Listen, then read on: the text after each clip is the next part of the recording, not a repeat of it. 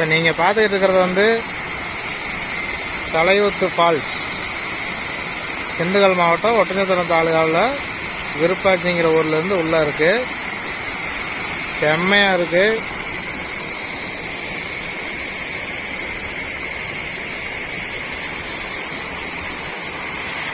பார்த்தீங்கன்னா சுற்றிலும் ஃபுல்லாக ஹில்ஸ், மேற்கு தொடர்ச்சி மலை.